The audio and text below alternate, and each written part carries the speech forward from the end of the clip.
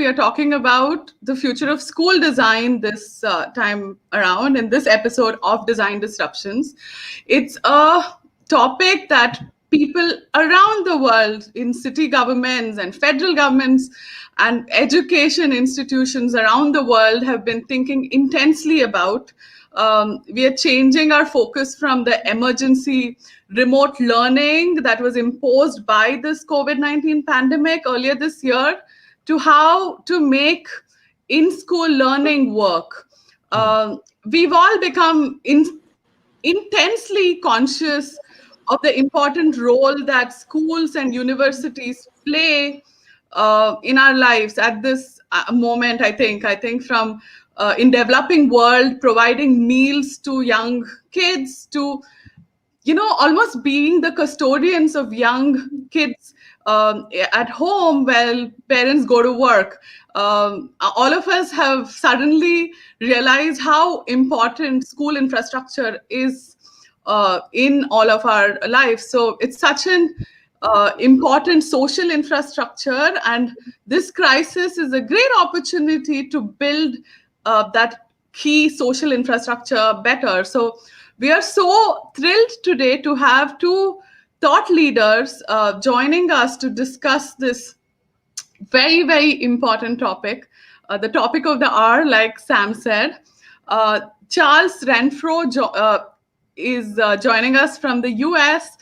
He's a partner at Diller Scofidio and Renfro, and he's currently designing facilities for Columbia University, University of Chicago, University of Toronto, and the Juilliard School in China. Philip Marsh is joining us from London, UK. He's the founding director of dRMM, and he's worked on various education projects, schools in the UK and worldwide. He's worked on Kingsdale School in UK, and he also designed the Clapham Manor Primary School, which was also shortlisted for the Stirling Prize. So thank you both for joining us this evening. I know it's morning in New York and early evening in London. So we have a truly global kind of meeting of the minds this evening. How have you been during this crazy 6 months or so, Philip? I think everyone's adapted really well actually to the new way of working. So many of our staff are happy just to be working from home and dialing in. And although people miss the social side of the office, I think we're going to look at kind of a new norm going forward. Probably a mix of sometimes in the office and sometimes working remotely. And I think even our clients are happy to adapt. So it's certainly going to be very different. And Charles, how have you been? Thankfully, I have an apartment that could be adapted quite easily. I don't think everybody is in the same boat. I think a lot of people in New York City in particular, a very dense city, have found this rather difficult time.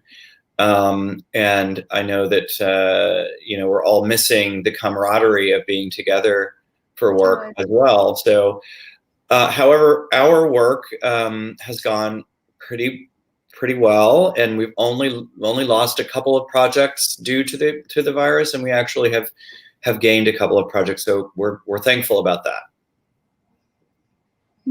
That's huge. Well, good. And I just want to say that because of this technical issue, we're just trying to show everybody how challenging it is to be living in a virtual world. So that was a fun experiment. Glad we could show you. And learn in the virtual world. It's I think this episode demonstrated that. So I'm glad you're back, Sam. And one of the first things that we do with this show is outline how do we build back better. I think we should not let any opportunity of a crisis go to waste. Obviously, we have to rethink and reimagine and redraw. So we've asked both of you to come up with ideas for how to reimagine the future of schools and learning spaces and education spaces. So we are going to start with Philippe, and Sam's going to share the screen. But Philippe, I'm going to ask you to start telling us about painting the picture for your vision for future of schools. Thank you. Yeah. Okay, 1 second. We hopefully won't have more technical issues when after this goes through. So Sam's pulling up the slides that will outline Philip's vision. And I want to take this moment to say hi to everyone who's joined us. We have a ton of comments. It's lovely to have you here. And if you have questions for our speakers, please post it below the video and we will make sure to ask them. And Philippe, we have your slides up. Okay, thank you. Yeah. So the first image is actually of Clapham Manor Primary School. That was the school that you mentioned previously. And I suppose this is kind of quite interesting because the whole issue of kind of public health isn't necessarily a new thing.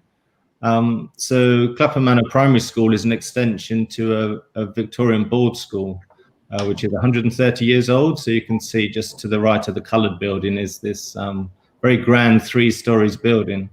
And that was the first kind of big movement in the UK to deliver schools. And it was looking at the ideas of public health to create, large voluminous spaces, naturally lit, well ventilated, and lots of clean sort of utilitarian materials like glazed bricks inside and parquet. And they even had wash basins in the corridors. So they had all the kind of components that we need for some of the post-COVID schools that we're looking at.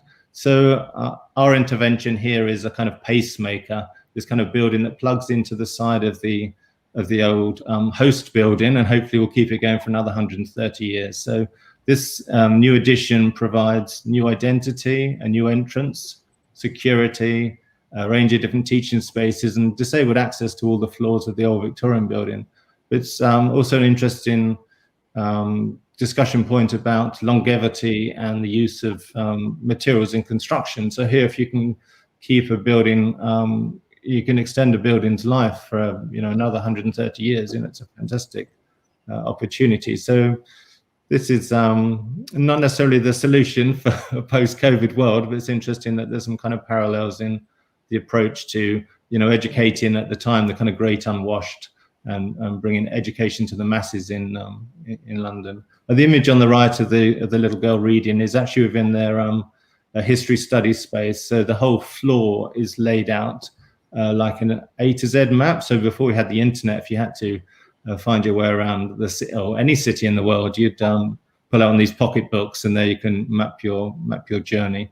But here, the school have little robots and things that allow children to follow their route from home to school, and it's the kind of basis for their local history area. So it's a nice little detail within the school. I love that, Philip, because when I lived in London for a short time, that was a long time ago, and I was using that A to Z every day. I know that. Yeah. We couldn't get anywhere without the A to Z. Yeah. So then moving on to the next image. So this is this is obviously not one of our projects. This is from Jan Duiker's open air school in Amsterdam from 1927. But this is a brilliant example of how schools could adapt or take reference from the past. So here the paired classrooms come together in this open ed space. So this could easily be a component of contemporary design, and this was to bring fresh air and sunlight to some of the weaker children that were living in deprived areas in Amsterdam at the time. And the image on the right is a kind of move or a desire to have a lot more sort of forest schools. That's a very popular approach within the United Kingdom, that particularly for younger children, that you can get out into nature and you can study and you can take risks and you can explore, and teaching doesn't have to take place in one of these cellular boxes called a classroom.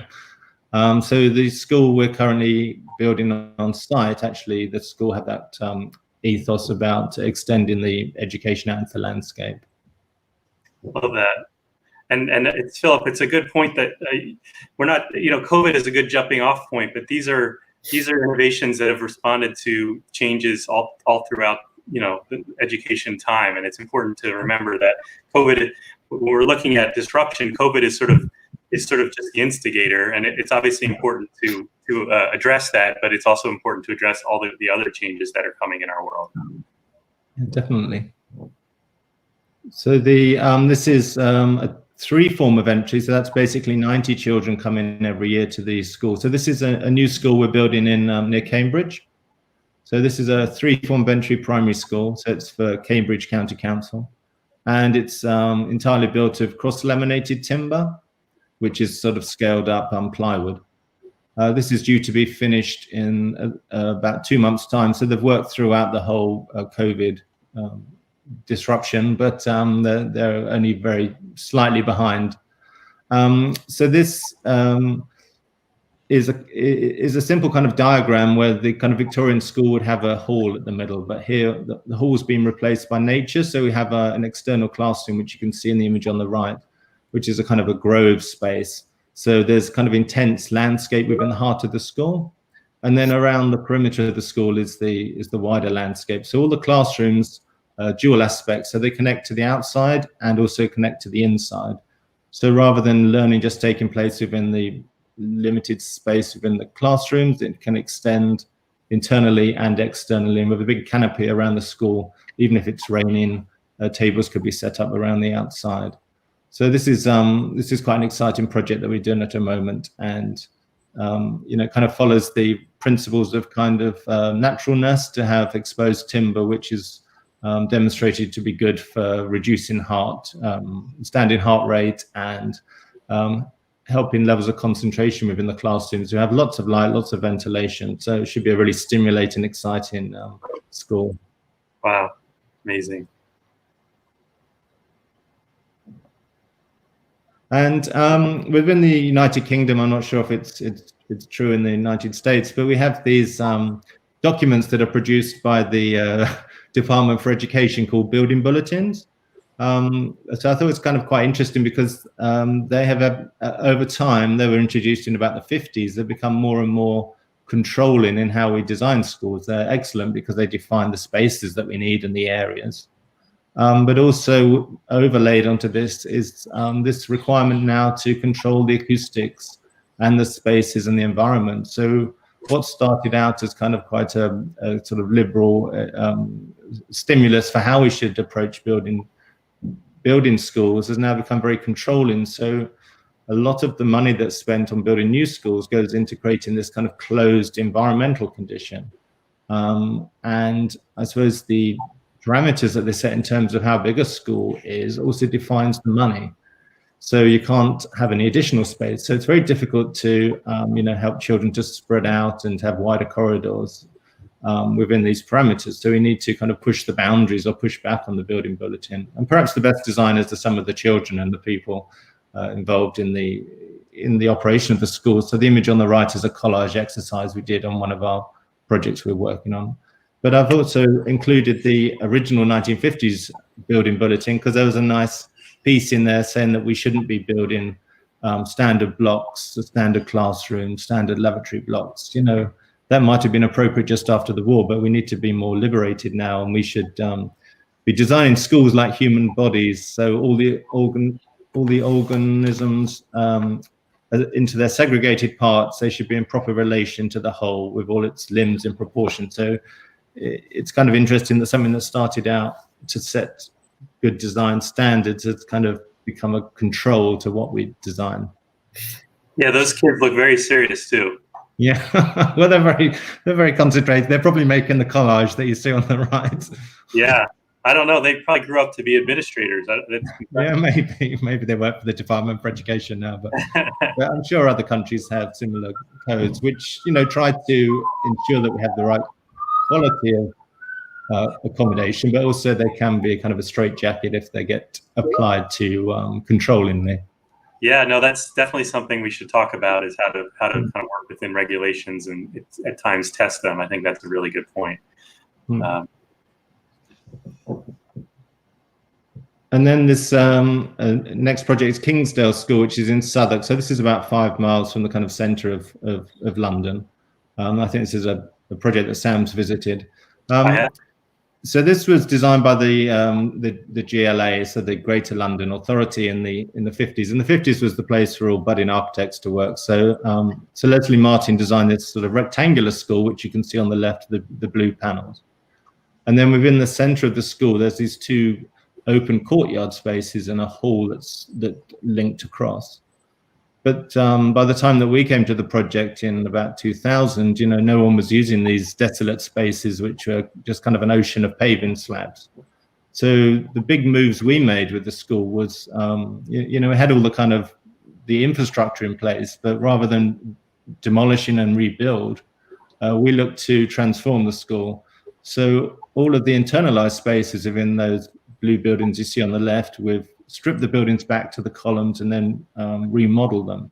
The corridors that used to be within the, within the heart of the school and classrooms either side, we brought those corridors into the middle, which is the walkway you can see on the left. And then on the very lightweight structure that existed, we dropped a very even lighter weight roof to cover the whole space. So that's a variable skin roof made of ETFE. And the space is about 35 meters by 70. So it was a kind of space, residual space that they had in the school. And then we suddenly kind of revitalized it and given it a new lease of life. So all those activities that happened within the old school in little boxes can now happen in this main space. You could have whole school assemblies, dining could take place, better circulation, performance, exhibitions, and there's a lot of social space. So children could hang out on the walkways and private or personal learning could take place. So it's kind of got all the right ingredients that you need for a post-COVID world. So allowing everyone to kind of just spread out. And the image on the right is of the 60th anniversary of the year that the building was constructed. So some of the community coming in to use the facility. And the building at the back you can see is a kind of homage to Buckminster Fuller. So it's a deformed geodesic made of larch, which is a type of timber. So that's in the round, and then it's clad internally and externally in plywood and seats about 300 people. So for performances, cinema or smaller auditorium or lectures. So it's a very exciting space, and that's only possible because we reused the existing building. Yeah, no, that's exciting. I think you brought up a lot of opportunities for us to discuss really innovative techniques, and I think that what you said about kind of the two things that really struck me. One is obviously dealing with regulations, which everybody, especially here, I've seen it all the time. The regulations are incredibly strict, and I'm sure it's like that in most places with schools. But it's also when you have a place that people just have this idea in their heads of what a school should be, and that idea is usually like 30 years behind. So I guess a big part of it seems to be the ability to convince people that vision they have in their head, which a lot of times relates to their childhood, is outdated, and they need to get over that. So that's and then I think the next thing we need to talk about is that schools are not just kindergarten through 12th grade; they continue into universities. And one of the most innovative firms that we know of as far as university work is Diller Scofidio Renfro. So Charles, I'm going to hope the tech works and pull up your presentation, and let's quickly talk about some of the innovations you guys have created. Well, thank you, Sam, and thanks, Pratama, for having us on. I'm going to start with a kind of a thesis statement, which is a little bit counter to what this topic suggests, which is that rather than redesigning our schools, we probably should be redesigning our healthcare system first and foremost, and that schools and cities, the places that usually house schools, are so important to civilization, to learning, to idea formation and exchange, and being together in person is critical to this activity. And so, first and foremost, I think that we do believe that schools must continue to be places where people meet. Secondly, I think this is a wake-up call to America and many other places around the world where the healthcare system has failed us in terms of identifying COVID cases and allowing those to be, or taken those out of circulation, so that in fact we could gather in ways that we have been gathering. So my big thesis that I would say is that the COVID has allowed us to think about education in a more equitable way. The fact that we can access higher education online is actually something we should be embracing. That it could potentially be less expensive, but that it shouldn't obviate in-person classes or getting together, that in fact it's just a supplement. And I think that to me is really the great benefit of what's happened with COVID. Undoubtedly, we will have to react to COVID and all the future pandemics that will happen with some degree of similarity. And so I'm going to show you 5 case studies from our work, and each has a little point. The Stanford Art and Art History building is built around a courtyard that's open on 3 levels, and every single space in the building opens out onto that courtyard. This was already anticipating a kind of working within nature. There you see a gallery. And then if you go up one more slide, you can see that some of the rooms are simply open to the outside with garage doors, etc. And then the roof, and here's another one, the presentation hall. And then the roof itself is nature. It's a bit of nature. And all the painting studios and classrooms simply open onto this space and allow for outdoor teaching to happen. So these are all, by the way, buildings that really weren't addressing, you can go ahead and advance, issues specific to COVID, but have dealt with the idea of communication and observation and vision between students, faculty, and visitors, between parts of the program to other parts of the program. And we think that these kinds of things could inform how to make smarter buildings in general. This is at Brown University. It's essentially 3 loft floors that are cut in the middle and offset. Next slide. And you can see what that does. That lets each space look onto each other's space. Therefore, giving a sense of community, communion, and understanding of what's going on in the building. Next slide.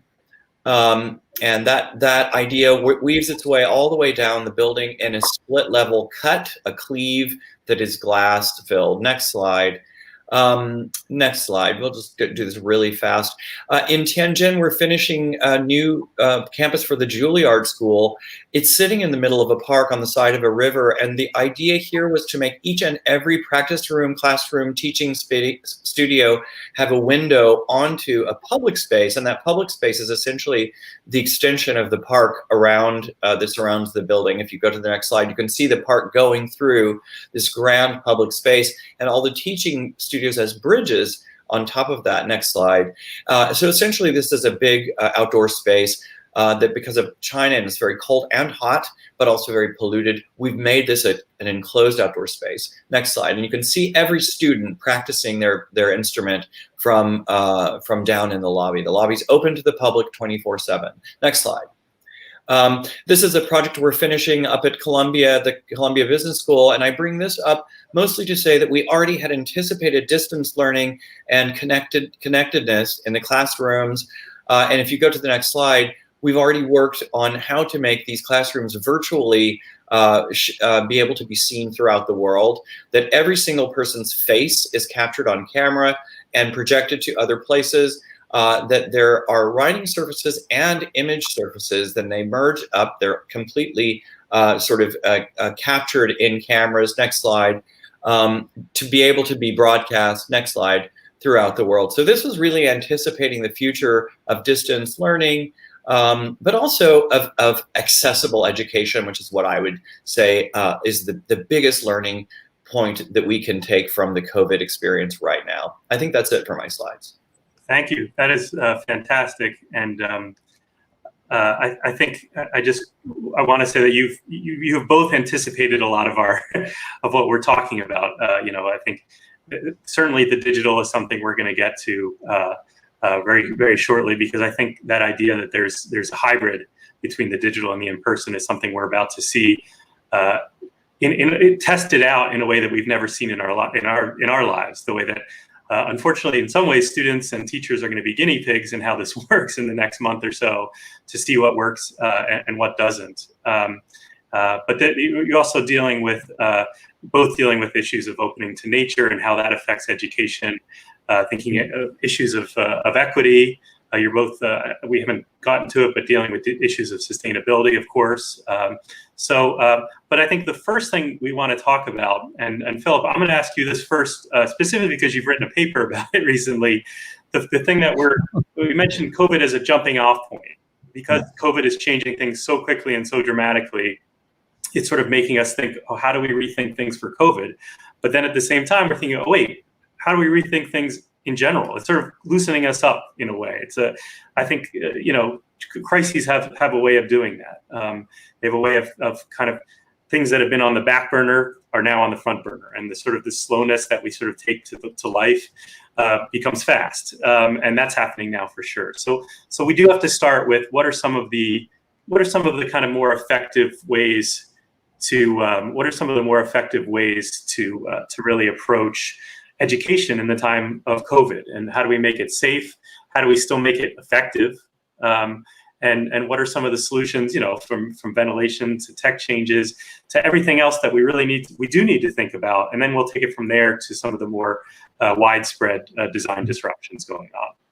Okay. Well, I think a lot of the kind of key moves have been implemented in schools anyway already. So the kind of social distancing and the bubbles, the smaller groups of children have already been organised. But I think there's obviously opportunities to look at the kind of the details of school to make school more free flowing. We could have schools without doors. We don't need to have these kind of barriers that happen down corridors. All the doors could be held open. We don't need that segregation between the pupils and the staff, and within toilets and things. We already don't have doors anyway. So the school could quite quickly become just a free-flowing space. Materials obviously need to change. Some of the work we're doing is in primary schools. Carpet is a great choice, but there's products like linoleum, which are naturally very efficient at killing bacteria. And just because of the natural oils that they're made of, we should be selecting materials as hospitals do to be more appropriate. But those are kind of some of the details that could happen. But I think the kind of big moves are about how you kind of allow or afford more space for everyone, which is as you saw in both practices work, the connection to nature, how you could take learning outside, which is why I also included the open air school, because I think, there's an opportunity to have external classrooms or these kind of spaces that connect between the inside and the out, which is why I thought that reference was so interesting. So I think there's quite a few things that we could learn from the past, and that's also why I included the building bulletin, because I thought it was kind of quite controlling, because it's set out as a series of cellular spaces, but actually as designers we want to just we can have a degree of that, but also we just want the freedom to create kind of big space. So within the piece that you were referring to, I'd kind of imagine that if we had a bit of freedom with the design codes, we could kind of have these kind of creative halls where schools, they wouldn't be hermetically sealed. They might only be single glazed and kind of quite airy and sheltered spaces. But then you could have art space, design, performance, food tech, a whole range of different things could take place within those buildings. So it was an opportunity to take the money that we have for school buildings, but to an opportunity to build more kind of freer space that was undefined or wasn't totally set down as to what it should be. Right. And something else that I thought was quite interesting, which perhaps isn't about the physical nature of schools, but it was something that was kind of discussed when I was at school about whether we could change the school day, and then everyone thought this is a great idea, but it was kind of shunned and pushed back on. And I see there's this article that Catherine Burke had written. She's works at the University of Cambridge, but one of the things she was describing of these 10 kind of mythologies of school was that the school time should roughly mirror the work time.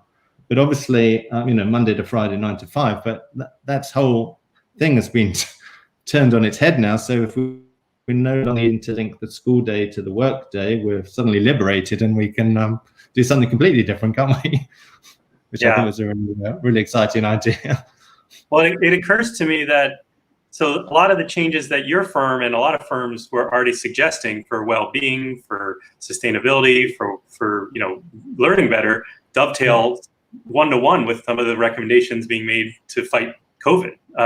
So it's almost like you don't need to change too much, because a lot of these ideas, fresh air, sunlight, working outside, what you already sort of suggested. Yeah, and sort of, obviously you guys put it in a lot of public spaces, and that's something that needs to be navigated, but it's not like we're going to have less public space. We just have to maybe have it be a little less crowded.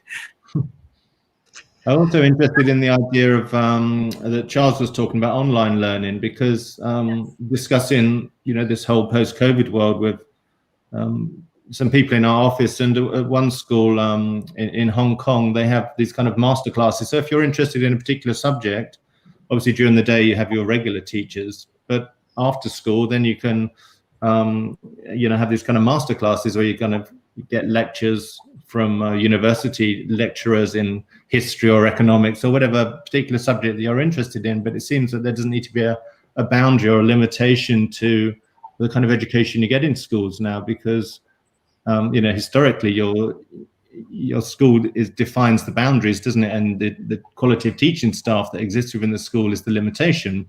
But all of a sudden you can connect into universities, and the education opportunities are boundless in a way. Really, really good point. Yeah. I wanna kind of dig deep on the digitization point, and especially the school, the learning space of the future that Charles showed us. Obviously remote learning is now the norm, and it's probably going to continue into the next year. But I think for me, the pandemic has confirmed that the digital tools and that this digital life cannot really replace school as a physical and social hub. I mean, you can't teach, you can maybe teach math and history over Zoom, but you really can't dissect a mice in the biology class or do chemistry experiments in your lab. And, think about it for a moment. This year, a whole generation of people who graduated did it virtually. That was probably one of the most iconic life events that all of us have, and they did it digitally. And I heard that a friend of mine was telling me this morning that they have they've actually had virtual gaming environments in some of these schools where people could go in and graduate in a real kind of virtual world and 3D environment. But it really doesn't inspire you like your memories of graduating with all your classmates, the social life. So Charles, talk to us about why physical space is still important, one. And second, how is this digital world affecting our learning, our social, and our thinking? Mm-hmm. I mean, it's not that physical space or architecture per se is what I'm suggesting is important. I'm saying congregating is important, because when we are together, we learn from each other. We develop empathy for other people in ways that we just can't hope to do online, especially in this era of social media where we've been so polarized and are able to isolate physically in our little computer world with just the information we choose to hear. Being together in body, in real life, is one of the best ways that we can learn to be with one another in the world at large. And I think that one of the things that we're seeing politically in this country and other countries is a result of our social isolation, from the past 6 months. So it's not really about buildings as much as it is about being together. So I think that education is so much about that. You mentioned that the social learning that we achieve is also really important. And I think that's true. I mean, if everyone thinks back to their undergraduate college, if they did that, I'm not suggesting everybody has, but that if you think about, you know, how you actually learned to do things in the world and to put things to use, I would suggest that you learn more in those hours that you're not in class, when you're with your classmates in social situations. So I think that part is really, really important, particularly for undergraduate education. In terms of the digital, you know, world, we have been, you know, slowly inching towards remote learning for the years, the foreseeable years, or the past few years. And I think educationally, those advances have been led, for the most part, by business schools, interestingly enough. Those are the schools that we've looked at as the models for our digital classrooms. And, you know, I think that has come about through the need to have their work be implemented and effective worldwide really quickly. So that our class, even the Stanford Business School classrooms that were open 10 years ago, were already digitally connected. And each subsequent major business school that's open in this country has pushed the envelope about connectivity, where now every person can contribute to lectures, say, for instance, from their laptop. Live time, every person's face can be shown, broadcast in a lecture. We have expansion capabilities in our Columbia classrooms, where more projectors and images can be added in. It's essentially stereophonic audio system, and all the voices being picked up. So as a supplement to in-person learning, I do believe that digital is great, and I think that it is, in getting to the issue of equity in education, it is a way that we will be, or should be, able to bring more education to more people throughout more of the world. Right, and Philip, I wanted to ask you to follow up a little bit on that, because you briefly brought up the idea of in the high school and K through 12 realm, the idea of digitization sort of supplementing the normal learning process, and the idea that you kind of I love this idea that you mentioned. You sort of tap into this wider world, and school becomes something much wider than what we all think of it. So how do you specifically do that? Do you have plans to do that in any of your schools, and how do you make that more accessible from a design point of view?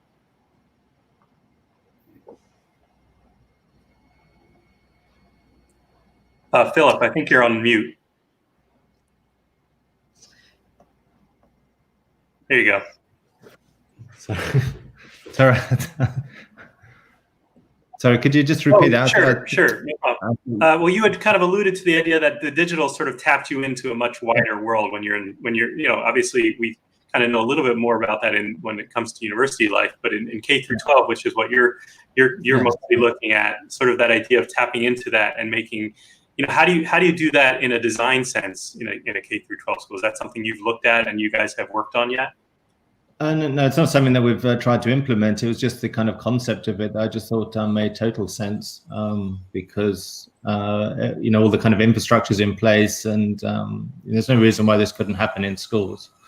I suppose it was just more that you'd have to kind of break down some of the norms that exist about education being limited to what's on the curriculum and what the teachers are, of what their knowledge is, and it was just about how you could break that down. I suppose it's a bit like, you know, getting rid of the doors, and it was just about opening things up.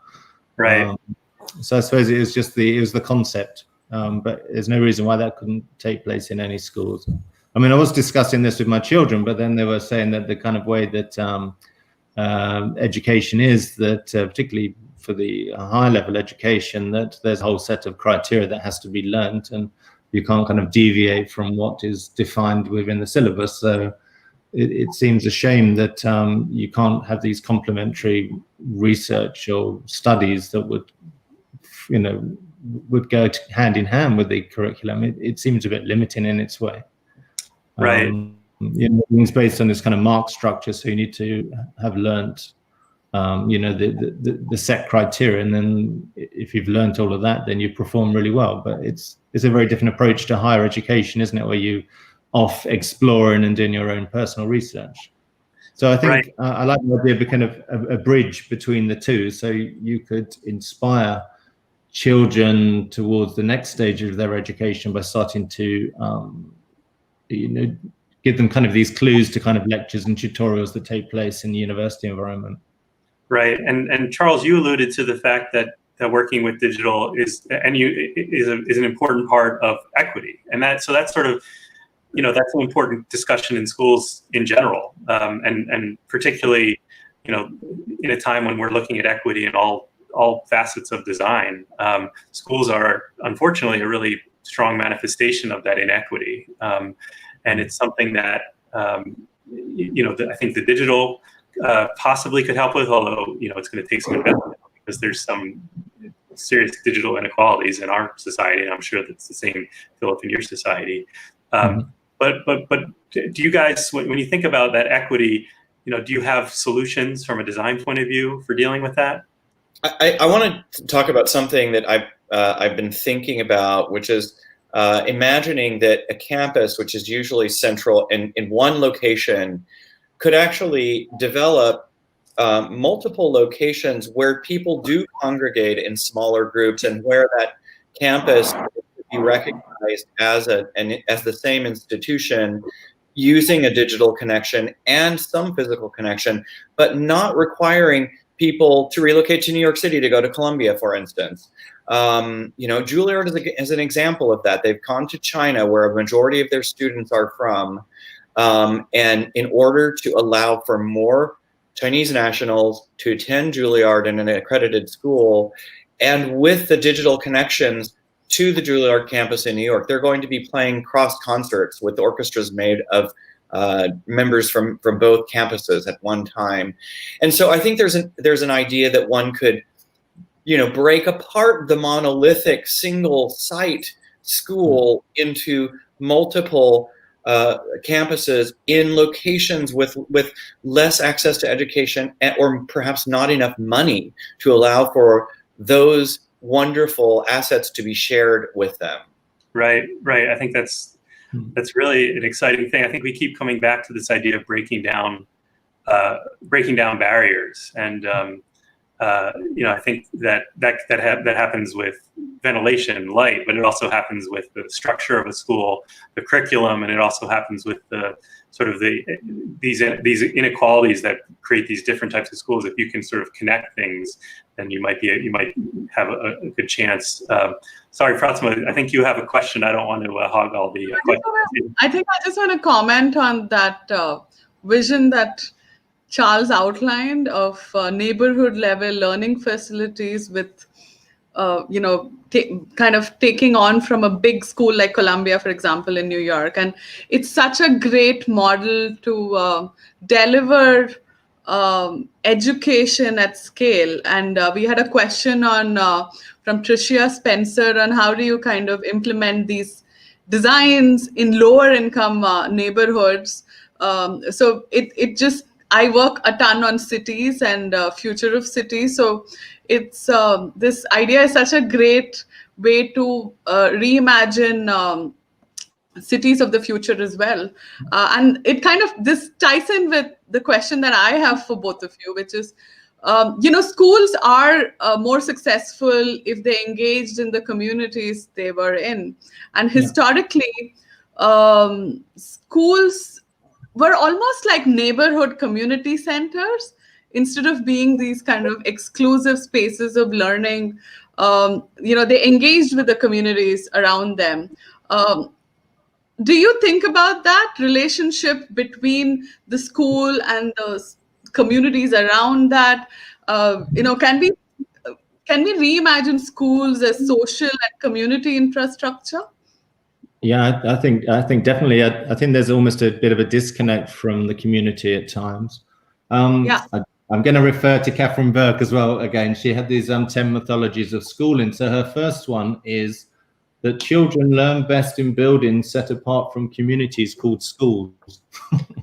So, that kind of says, where we are with the kind of school design. But, I think there should be much closer links to the community within primary and secondary schools. There's opportunity for the community to come in to use perhaps the hall or for adult learning to take place. But I don't think this goes far enough. And one of the slides that you didn't show, which is a project we're working on for Exeter Royal Academy of Deaf Education, was a really interesting thing because the school is quite autonomous in itself, and I suppose because of the nature of deafness, that it becomes quite insular.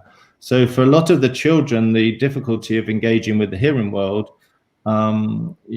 becomes a boundary or a problem. So what they have in the current school is they have this, one of the facilities is hair and beauty. So hearing people come in and have their hair cut, and it gives the deaf children an opportunity to engage with the hearing world.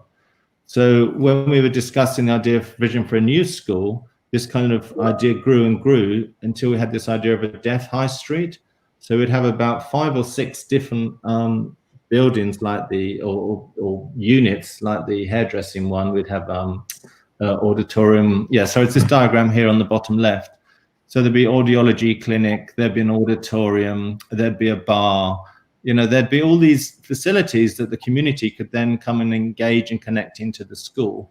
And it'd be brilliant for the students because then they can engage with the hearing world. So, I think that kind of model of this deaf high street could actually be transposed onto other schools. So you get more of a kind of synergy or more connection with the community rather than schools being this autonomous space that you don't go into unless it's parents evening. I love the idea of bringing the school into the community. And I also love the idea, and Charles, this is something you guys have worked with, of bringing the community into the school. Certainly you mentioned that Juilliard was doing that, but you've done that where you've also had schools that are their own little cities, but then they also interact with the city. So I love the idea of urban forms coming into architecture and architecture coming into urban forms. And that's something, Charles, that I know you guys have worked a lot with. Yeah, no, I'll just add a little bit. I know we're running short on time, but we work a lot in cultural buildings also, and most of our cultural clients have huge education components to their program, and we are always, whether we're designing a school or a culture building, we're always intent on opening up the education portion of the building to the public and allowing as many people access to that as much of the time as we can. And certainly in Juilliard and in Stanford, the public is allowed to roam around the building and see and hear what's going on. But both are arts buildings, one visual art and one performing arts. And so there's a real exchange there that, I think, unfortunately, most of our campuses have been built as acropole with gates and required badges. And I think that's something that we have to get away from. And I'd say that about our culture institutions too. It's one of the reasons that we made MoMA open all of its ground floor galleries open them up to the public free of charge. We believe that is not the way of the future. And that also, that kind of communal aspect really has dovetails with kind of school design as a measure for promoting, new types of education. Because we're not learning the way we did, as I mentioned, 30 years ago. We're a lot more cooperative. We're, a lot of what we do is about group projects and socialization and clustering and permeability. So it is interesting to me, and I've been, as we prepared for this, I've been looking at other examples and your examples. There seems to be, this idea that schools need to be very much designed to promote group activities and promote kind of public amenities versus like these little schoolrooms. It's almost like larger public spaces, smaller classrooms, more intimate classrooms. But just the kind of the ways you think about how design can change the way people even think. Like, you don't think is in the box, you think more out of the box, and you think about how you can maybe transform your own space as a little kid versus, people telling you how to transform things. So just the different ways that you think about design impacting education and changing the way we think about education. Mm-hmm. I think that's the kind of concern or the criticism of the Victorian school that I showed you originally, because that's just small little cellular boxes, and it doesn't allow for much flexibility or adaptability as kind of educational thinking changes. Whereas the later example from the 50s, Kingsdale School, which is a column-based building, that's perfect because you can kind of create these big spaces. You can reconfigure it every 40 years or, as educational thinking changes. So you don't need these kind of boundaries. And, I think in school design, if we can move away from this kind of cellular nature and have much larger flexible space, or a kind of a range of spaces, I think that's definitely the right approach. But if you create these big spaces, you need also for the staff and the teachers to, I suppose, work harder to kind of animate them or make the magic happen. The current primary school we're doing at the moment, they've elected not to follow the, this kind of cellular spaces, and they've combined several of them together. So they've just got flexibility, so they can have project-based learning, and you could have within one large space different things happening and different, they could have a whole corner on the environment or forests or pirates, and then so you can kind of flow around the space and everyone can see what's happening. So it's not a kind of closed world of individual learning. It's something that kind of permeates throughout the whole school. That's a really good point. It looks like Charles has something he'd like to. I just want to say, I think this is really related, Philip, to the school that you showed that was built in Holland in the 30s. But that if we have to build in urban situations, which we are doing all the time, how do you then make a kind of vertical school? And my thinking about this is, well, you make a vertical community. And it's made with a domino system, kind of slab and column that is aeratable. And you literally have food production, you have a park, you have education, you might actually have housing, etc. But that we really need to change the way that we make the kind of infrastructure of schools and even communities to be adaptable and changeable in the future. I think that's what that sketch was trying to suggest. Yeah, absolutely. But it also illustrates the kind of issue about an urban environment. Obviously, if we're out in the countryside and we've got acres of space, we can connect to nature. But what do we do in a tight urban site? How do we teach the children to kind of cultivate food and to get them excited in food preparation? Which is your kind of vertical model. I suppose we just need to overlay it with some grow beds and some trees at level 15. I really think this kind of thinking of kind of hybrid models, which we were talking about with digitization, with architecture and schools, that makes a huge amount of sense. So if you bring, Philip, you mentioned the rural versus the urban, but if you bring some urbanity into rural, you're going to change things up and make it a little bit more dynamic versus, and also in the urban, bring a little rural, and like you guys are doing with that amazing school with the kind of greenery in the middle, you can soften it, you can help students concentrate better, you can give them a little bit of mystery and wonder. I think it's fantastic to think outside of these boxes and really make. I suppose ultimately you just want to create inspirational space. You want the children to feel excited about the building that they're going to study in, and they want to be passionate about the school. We use a lot of color in our buildings, and you kind of want to make kind of a statement so that kids go, oh wow, and then they go in, and then there's these spaces open up and they're just stimulated by the environment. So we can make learning fun. It doesn't have to be some chore that you have to go through. It's about possibilities, isn't it? So we need to get them excited, which is something that design can do. I think it's amazing. The vision that you both speak about is such a great way to trigger good urbanity in a way, and which we desperately need. I think the constant theme that has emerged from both your talks and your blueprint for the future has been about community life, the rich community life, and social well-being. And it's not really the physical space as much as the commons, the corridors, the spaces where we interact. And I want to press you a little bit more on that conversation of triggering change at the community and urban level. We've seen that schools and universities have been such a important part of the economy in a way. They have been places which have triggered the new innovations in economy, and most of the successful cities around the world have been built around great universities. For example, in the US, you see the innovation economy around the Bay Area with Stanford and Berkeley.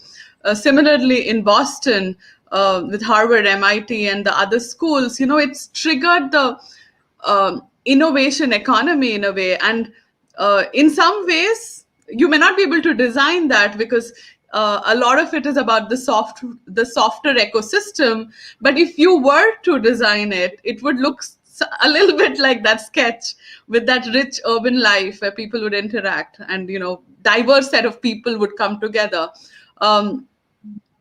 So is that type of thinking there when you're looking at building a education facility at the school level or at the university level?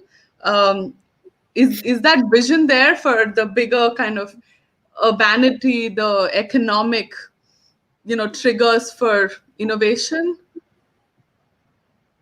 Charles, it's probably easier for you to answer that because you worked on TSB. And I would mention is NYU. I'm sure most of you know what NYU is. And NYU is built out of many, many buildings that were mostly found and converted to education, but they're interspersed with housing and offices and shops and city life.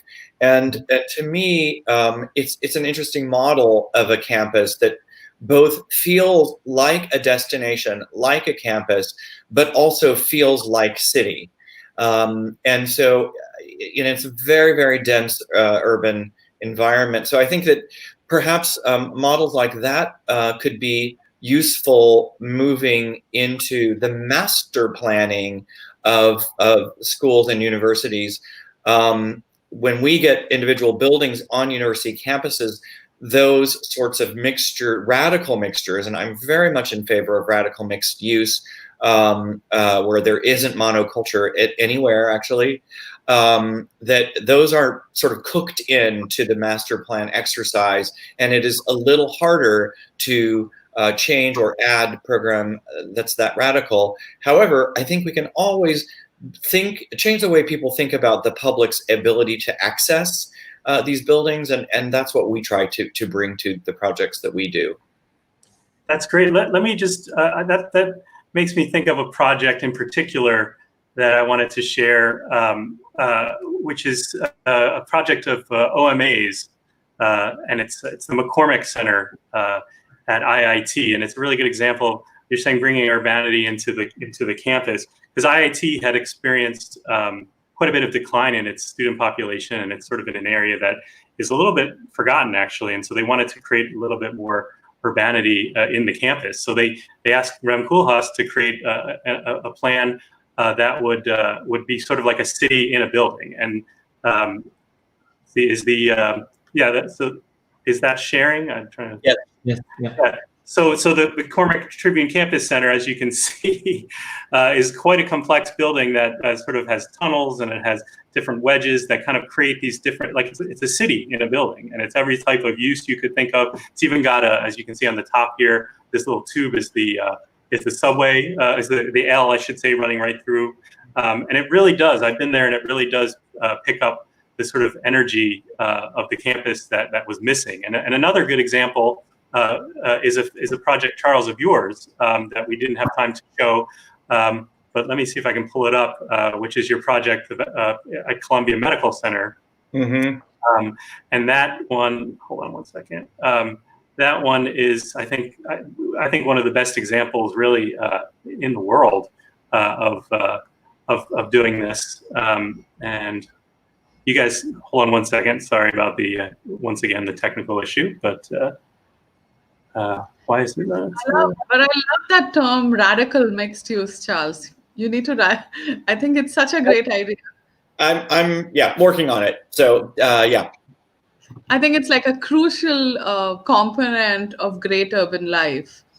And I can see, I remember, I think it was in Barcelona where there was a school where there was a maker space, and it just brought that school kind of alive because there were so many different diversity of people hanging out there.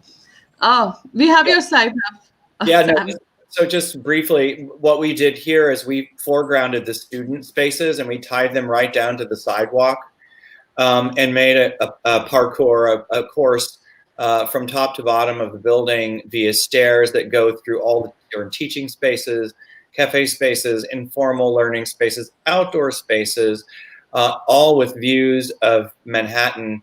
And then the basic classroom functions are on the back side of the building. And so what we did is we used all of the shared space to animate the building and in fact become the image of the building. This is a medical education building.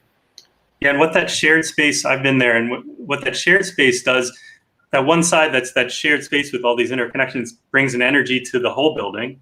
But you can still have, peace and quiet to do the lab work and the tests on the other side. But it brings an energy. And then what that building I find does, because that's sort of that part of campus is separate from the rest of Columbia, but it does bring an energy to the rest of that area because it's such a phenomenal building and it's it is really well connected to the area. You've got like lookouts that you can see the river, and it's just it's a really good example of how that energy can it's sort of like an osmosis. It sort of filters out to the rest of the community. I love that. I suppose both examples kind of illustrate what's happening within the building, don't they?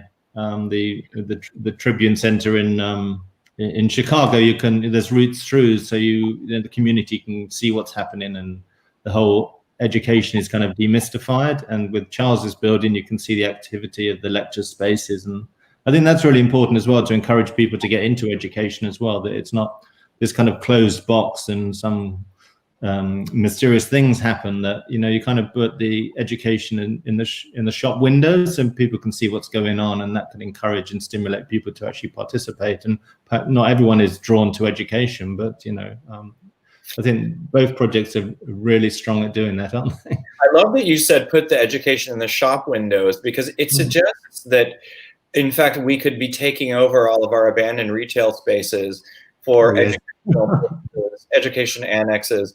And I know in New York City, I don't think London is as bad yet, but here I bet half or a third of the retail space in our prime shopping districts is abandoned at this point. And it was before COVID, but now think about the opportunity to make those ground floor spaces not try to become commercial retail spaces, but in fact community spaces, education being first among the uses. Right, dividing it up instead of into one particular building, you could move it through the city in ways I think is a really campus idea, isn't it? Yeah, great idea. And also in the school itself, Philip, you were alluding to breaking down the boxes of sort of how the school can sort of imitate the sort of strictness of an agenda of a school or of a school system. I love this example. I'll share it now. A project called Brightworks. And essentially the students, this is for younger kids.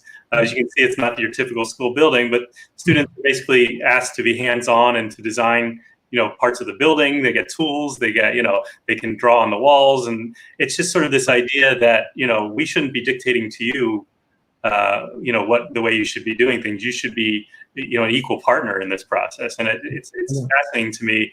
And Philip, it seems like you guys, like you said, you're really interested in breaking those walls. I love that. It was that kind of idea of this kind of creative hall, and that's the perfect example that obviously, well, there will be a need for these kind of small cellular spaces called classrooms, but let's have some other fun spaces, so we get a nice complement and a nice diversity in a range of different spaces. So it's a fantastic image. Did you find that in the school that you covered, I've been to the school, but where you covered it over and kind of created a whole new interior space, you mentioned it was dead, like what was the impact on the students?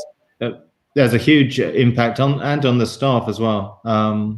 You think of student truancy, but you don't actually think that some of the staff are being truant or hiding away. So, you suddenly had this amazing transformation, and we'd strategically moved some of the staff out of their little cellular spaces, their offices, and put them at each corner in these glass offices, so they were seen and there had been better passive surveillance, but had an impact on all the students as well, because instead of disappearing over the fence at lunchtime to get something to eat, they would stay within this magical space and they would hang out there because it was a cool place to be. They didn't need to sort of disappear at lunchtime, so it had a profound impact on the kind of social side, and it just allowed for all these possibilities to take place in the school. Everyone was seen and being seen, and it was just a cool place to be. So the image that I showed was kind of at the start of the process, and the head teacher always said it's going to take 10 years. And so it had gone from one of these schools that you wouldn't send your child to unless you had no choice, to now being a integrated part of the community again, and people are clamoring to get their children into this school because it's kind of gone from one extreme to the other, and that's through the design that's happened, and you give them these new facilities, and everyone's desperate to study there, and then academically they improve, and you get an improvement in the staff wanted to come there. So it's kind of a sticky ball, and it kind of grows, but that's partially delivered through the quality of the design and the change in kind of philosophy of the school about doing things differently, shaking things up. Love that. I love that, and I hope that COVID doesn't make people afraid to do that. Doesn't stop that shaking things up. I mean, it's certainly shaking things up, but I think that I think that it is really an opportunity for us to kind of stop for a second and say, what are we doing right? What are we doing wrong? And that's an exciting part of it. Yeah, definitely. Pranama, should we go to the quick fire? I think so. Yeah, we're good to do that. So in quick fire, we ask you a quick series of questions, and we want to get to know you a little bit better. So it's a little bit a fun way to kind of do that. So are you going to start, Sam? So it's a quick body of questions, and we want quick one sentence or quick answers to these questions. Yeah, I can start. So did you have special places in any of your schools? It could be all the way from kindergarten through college, where you liked to be most, where you felt most comfortable, or where you did a lot of learning? In my personal experience, the space I always really loved was the kind of library condition in a kind of university building. So a space where perhaps had a fantastic view out, and it was quiet, and it was just really conducive to learning. I always thought that was a really important kind of component of any school, that you should not have a program space, which is part of the timetable, but a space where students could go to and be in inspiration environment, and desperate or really wanting to study and to learn in that kind of space. So I tried to put that little bit of ingredients into the schools that we design, if possible. Yeah, certainly when you put the forest in the middle of the school, that'll do it. Yeah. Exactly. Charles? Oh, that goes to me. Well, I have to say that in college, I loved any of my architecture studios, but where I did most of my deep thinking was at this club called Riches. And the reason that I liked that club is because I would go there on the weekends between classes, and the space was such that you could be passive observer or you could be an active participant, but it allowed you to feel like you were engaged in the system wherever you were in that club. And I always remember putting the ideas of the week together while I was in that space. I love it. Inspiration comes everywhere. Yes. I know, Charles, for you, that you get inspired when you're in Rio too. We talked about that once. So. Yeah. Well, I mean, certain cities just do not fail to make you inspired or excited, or like whenever I go to Venice, I'm like, how did this possibly happen? Whenever you ask that question, that's inspiring. So yeah. So how do you balance the need for the city and village in your life, Philip? The city and and the rural, like the village, the nature? Well, you How just do you bring manage nature into the city. I think that's, there's such a move now to, we've kind of looked at the architecture, but now everyone's just looking at the spaces or what's left, the space between the buildings. And a lot of money has been spent, particularly in London, on improving the public realm. And that's kind of quite a key component of a lot of residential projects that we work on. But what I would really like to see in London, it was something that was going to happen around the millennium, but didn't, was whether we could bring back trams into London, because then you can see these amazing trams in Holland and Bordeaux and France, and they come with a lovely green carpet. So you bring a whole lawn and you bring the infrastructure and you can have the trees, and that'd be an amazing transformation of the city. Charles? I would say the rural is hard for people to get to, and cities are where most people live, and I think will continue to live. And we should continue to make our cities better and better and more livable, even after COVID. But one of the ways that I think we'll do this is by bringing the country into the city, by bringing urban farming, by expanding urban farming, and by using the lessons of the countryside, air and sun, etc., to inform our city making. And do you feel like you have a good balance between country and urban? I know you, like me, live in New York. Personally, yes. I mean, I go out to Fire Island, which is a resort island, just out, and I'm lucky, and that's my privilege, and it's almost embarrassing to be able to admit that, but I do get that, and I think one of the great things about a city, and a dense city, not a suburban city, is that there are edges to it, and when you leave those edges, all of a sudden you're in a different place. And London has that condition also, and that's a wonderful thing, I think, about cities. Yeah, I think, and I do think in Europe they do it a little better than we do as far as the green belts and the edges. There's a whole movement in the U.S. for green belt cities that sort of died, especially during the Public Works Administration. But that's another story altogether. All right, I'll ask the next one. Prathama, I'm going to skip one so you can ask the one about the sketches. If I don't ask that. Is there any particular, well-known school space that by an architect that you love that has inspired you or influenced you the most?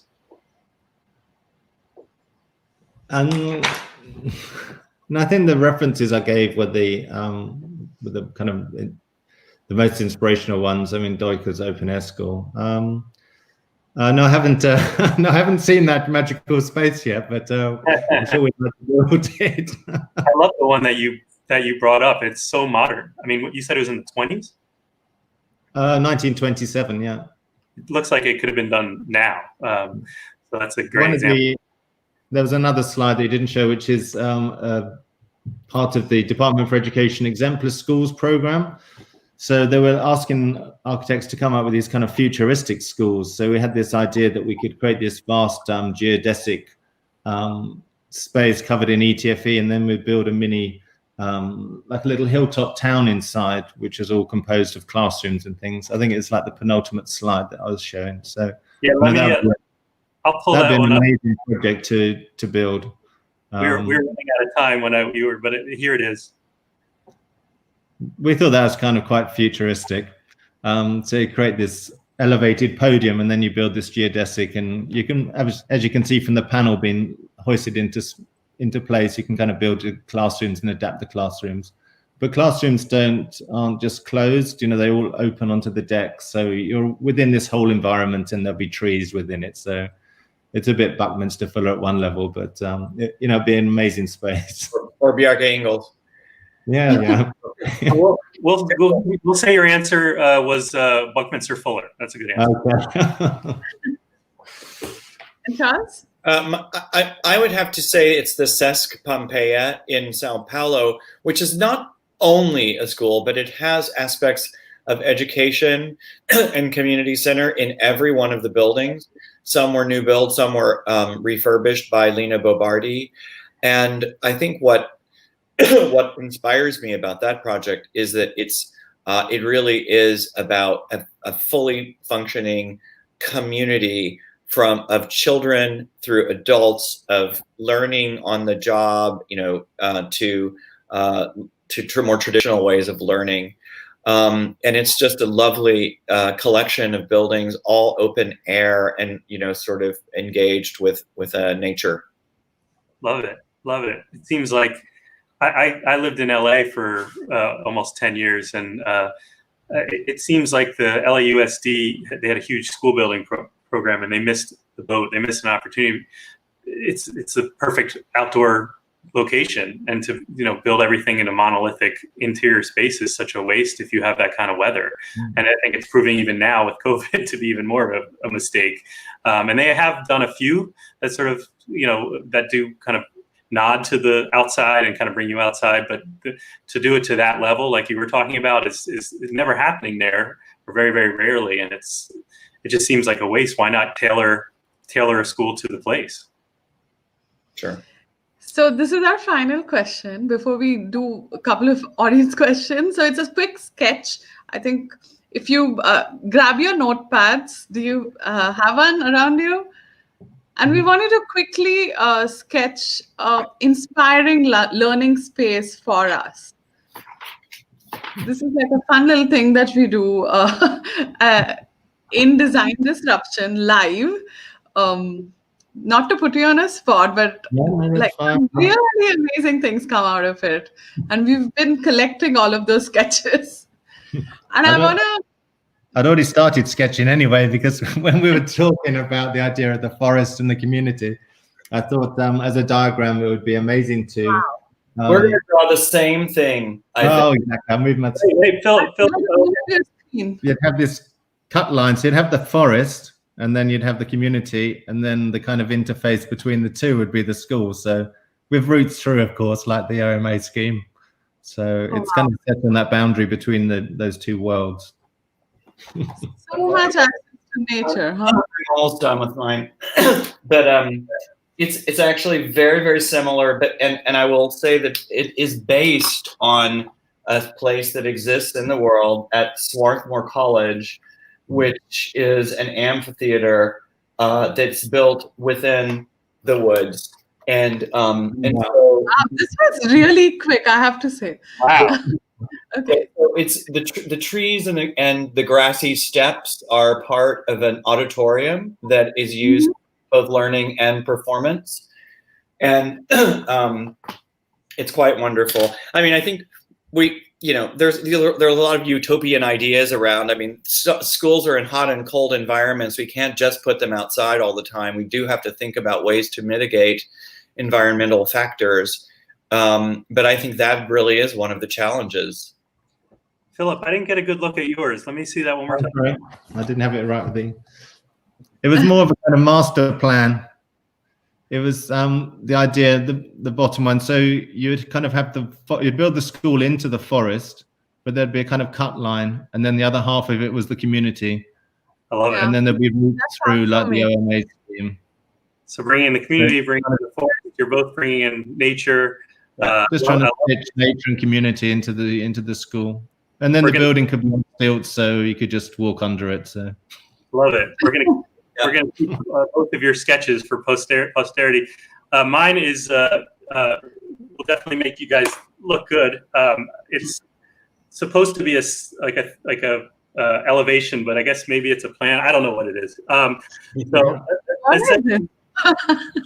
This is drawn not by a 3-year-old. This was me. But the idea is they have the kids in the middle. It's a circular classroom, and then these are instead of having blackboards, you kind of go around throughout the day in a circle. So you start with on the wall you have a map here. Maybe you do geography, and then you have math here, and then you have some letters here. So you get to experience. You get to walk through your education throughout the day, and kind of you get a little spatial experience, and you kind of maybe you can do surprises. You can block off one and then open it up. I don't know.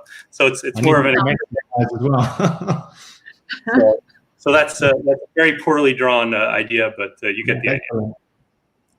This was fun, and thank you. Aren't always easy to draw, by the way. Yes, I have no idea how to do that. I'm going to need to take a class. No, but thank you for indulging us and doing that. This is always like one of the most fun parts of the show for me. And at this point, I want to say there's an amazing audience that has been with us over the last hour, a little over an hour now. So thank you. Yes, sticking with us through. And, maybe we will take one question because we're completely over time. We have one from Tricia Spencer here. I think it's too long for me to put it on the screen, but she's asking us about how do you incorporate sustainability into school designs. And I think they've spoken about your question on incorporating natural world into these designs, but is sustainability a crucial kind of agenda when you're building these school or education facilities? Oh, it's definitely a great opportunity, isn't it? I mean, the new school that we're doing on site is all timber, so it's all cross-laminated timber. So it's very sustainable in its approach. But also, the Victorian example I gave is another kind of sustainability, because that's about longevity and a building that's 130 years old. So if you can extend the life of that, then the materials that we use to build that then have a much longer life. And ultimately, that might be more sustainable than cutting down trees to build new schools. So it's, I think it needs to operate at both those levels, but also sustainability should be kind of an educational tool as well. We're very interested in the idea of kind of forest school where young children go and explore nature. But I think maybe for the secondary school children, there should be this kind of environmental study that happens. My children go and measure the flow of water in a stream, but perhaps also they should be looking at the amount of plastic in a meter squared next to the stream, and or the quality of the water. So I think the whole kind of agenda should be elevated in terms of an environmental study. And I was also thinking, I'm sorry, rambling now, but the whole discussion about COVID, I think that will become part of the curriculum, won't it, at every level? How COVID's affected the economics, the politics, the social. So that'll be a subject in itself in the near future, I'm sure. The ultimate learning lesson.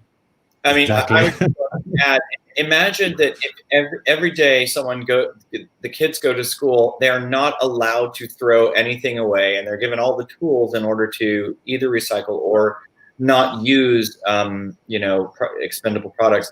Just I think I'm just agreeing with Philip that the curriculum, the systems that we use in schools, the curriculum that we teach in schools should just naturally reinforce sustainability. In fact, we don't need to treat it like a course, but I think actually a way that we behave is what should be happening in our schools. Well, that brings up one more question I have, which is, you both mentioned the idea of incorporating sustainability into the curriculum and into the design. Can we do the same thing with an issue that's really come to the fore recently, which is of equity and issues of racial equity and systemic racism? Is there a way, do you think, to incorporate that into, first of all, obviously to having more equitable design across the board, but also into the design of schools? Do you think that there's a way to, either through lessons or through interaction with other students from other places, do you think there are ways to sort of get that agenda into the design of schools? And I want to add an audience question into that because I think it's linked. This is from DM Lubel, and I think he's related. Is that his brother? He asks about how can architecture do more to encourage empathy building? Once we move back to the physical environment. And I think those questions on equity and empathy are in a way linked to each other. I think within UK schools, there's a lot more integration, and there's a lot more kind of sort of racial harmony. But I think there is a degree of segregation in different communities that happens naturally, because I suppose if you've got a certain community, all the children will go to that school, and then that school becomes a monoculture of that society that it serves. But I think the idea about creating more crossover between schools, we're talking about connections between online learning between schools and universities, but there should be better connectivity between different schools, because then you would get even more integration of the different kind of qualities that exist, because schools could only be a few miles apart, but they could be quite different. They could be a privileged area or just underprivileged area, or but I think, yeah, there needs to be more of a network of schools, which doesn't really take place. They kind of talk about it, but I think, through online learning, you could probably share classes with teachers from other schools, and I think that would then kind of mesh, the schools together as a community as well. I think that's a wonderful idea. Charles, did you have a thought on that? Just eliminate private education. I mean, I'm joking, but I'm not.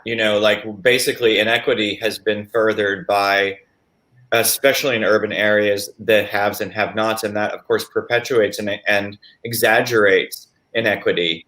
So we really have to shake the roots of the whole education system. Yeah, no, I mean, I laugh, but it's our system is more inequitable than perhaps almost any, because of that. And I think I think that, Philip, as you mentioned, digital can do that. I think Charles, you mentioned what is the structure that makes these inequitable. If you say you did get rid of private education, we'd be thinking a lot more about the design of public schools as well. I don't know how you do that. That's a much bigger question than we can handle probably. But I think it's a really good way to kind of end the discussion. Fatima, did you have anything else that you wanted to add? No, I think this was such a amazing conversation, and I want to thank Philippe and Charles for spending this time with us, because I think you kind of spoke about it in so many layers, and and it affects us in so many different aspects of our life. And I just want to thank you for this conversation. We really, really enjoyed it, and I want to say thank you to the amazing audience that stayed through the last hour and a half, paying attention to this important topic. Stay in touch with us. We'll continue to do these regular programming on design disruption, because this is a moment to reflect and build back better. And there's so much learning already in our world. And I think both your work has demonstrated that to us. So thank you. And if you're on our social media platform, please like us and follow us so you get a notification whenever we go live. And if you're on YouTube, hit the subscribe button. And thanks again for joining us. Yeah, and Thank you, everyone. Nice to see you. It's been a pleasure. Speaking of online learning, this and other episodes will be on our YouTube site, on the Design Disruption YouTube site. And please subscribe, as Fatima mentioned. And Arc Daily listeners, thank you for being here for so long. And thank you, Arc Daily, for being an incredible media sponsor. Thank you. Thank you.